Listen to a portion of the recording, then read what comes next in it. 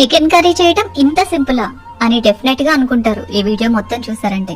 మరి అంత simple process లో ఈ చికెన్ కర్రీని టేస్టీగా ఎలా ప్రిపేర్ చేసుకోవచ్చో ఇప్పుడు చూసేయండి. దీనికోసం ముందుగా ఇలా శుభ్రం చేసి పెట్టుకున్న 1 kg చికెన్ లోకి 1 టేబుల్ స్పూన్ ఉప్పు, 1 స్పూన్ పసుపు, 2 టేబుల్ స్పూన్స్ కారం, 1.5 టేబుల్ స్పూన్ అల్లం వెల్లుల్లి paste, 1.5 tablespoon chicken masala, 1/2 cup ఉల్లిపాయ పేస్ట్, 1/2 కప్ టమాటా పేస్ట్ వేసుకుని ఇవన్నీ కూడా ముక్కలకి బాగా పట్టేట్టు ఈ విధంగా కలుపుకోవాలి. ఇలా అన్ని కూడా ముక్కలకి బాగా పట్టేట్టు కలిపేసుకుని ఒక 15 నిమిషాల పాటు మ్యారినేట్ చేసుకోండి. తర్వాత స్టవ్ మీద కడాయి పెట్టుకుని 3 గంటల నూనె వేసుకుని ఇందులోకి 2 పచ్చిమిరపకాయల ముక్కలు, 2 చెంచాల కరివేపాకు వేసి మ్యారినేట్ చేసి పెట్టుకుని చికెన్ మొత్తం కూడా వేసేసి చక్కగా ఇలా ఒకసారి పైకి కిందికి కలిపేసి మూత పెట్టి మీడియం ఫ్లేమ్ లో 50% కుక్ చేసుకోవాలి. 50% ఉడికిన తర్వాత మూత తీసేసి ఈ విధంగా కలుపుకుంటూ ఉడికించుకోవాలి. గ్రేవీ మొత్తం కూడా ఇలా దగ్గరికి అయిపోయి ముక్క మెత్తగా ఉడికిన తర్వాత కొద్దిగా కొత్తిమీర వేసి కలుపుకున్నారంటే ఎంతో టేస్టీ అయిన చికెన్ కర్రీ రెడీ. చాలా బాగుంటుంది, తప్పకుండా ట్రై చేయండి. వీడియో నచ్చితే లైక్ చేసి సబ్స్క్రైబ్ చేసుకోండి.